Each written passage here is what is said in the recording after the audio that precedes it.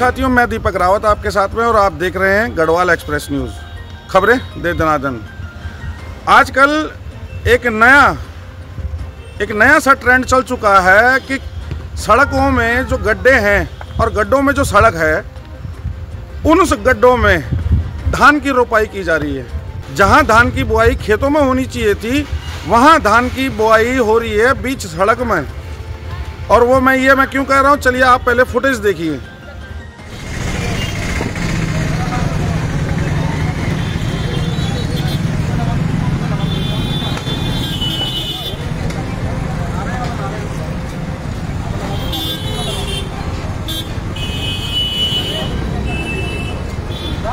रानू, अरे वहाँ पे लगवाना है, रोड पे लगाना है।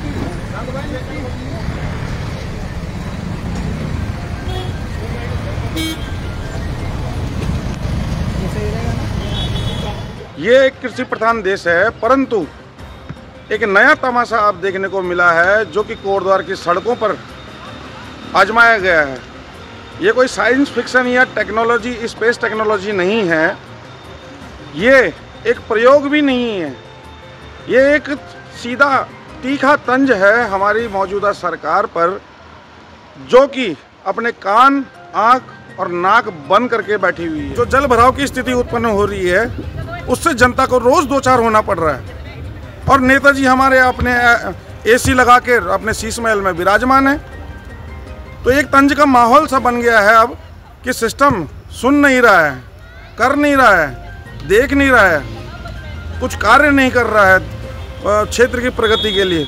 अब प्रगति तो चाहिए, परंतु किस कीमत पर वो प्रगति चाहिए हमें, आप भी सोचिएगा और हम भी मंथन कर रहे हैं इस बात का। यहाँ देखिए आप कि धान खेतों में न बोकर सड़कों पर बोया जा रहा है। तो दिमाग में एक सवाल आता है कि क्या अब जो पुलिस प्रशासन है वो सड़कों पर ट्रैफिक की व्यवस्था को सुचारू करता रहेगा, या फिर अब धान जो बोई जा रही है, जो उसकी फसलें बड़ी होकर लहराएंगी, उनकी भी रखवाली करेगा या उनका भी चालान काटेगा। तो अगली बार जब आप सड़कों पर निकलें तो चौंकिएगा मत धान को देखकर, क्योंकि धान हमारी उम्मीद का प्रतीक है, ताकि हमारी आवाज़ शासन प्रशासन तक जा सके।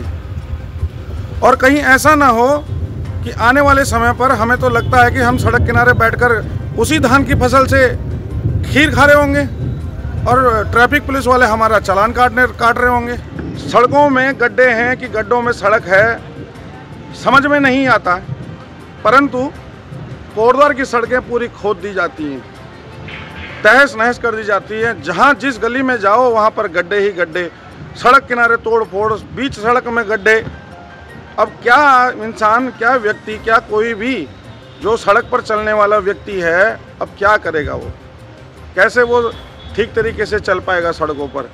ये इसकी सड़क पर धान बोने की दो वजह भी हो सकती हैं हमारे हिसाब से। तो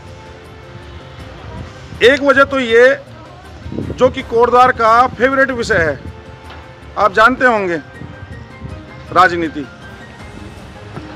एक विषय तो ये हो सकता है कि कांग्रेस जनों ने सड़कों पर, जहां देवी मंदिर चौराहे पर जो गड्ढे थे वहां पर धान की बुआई की है।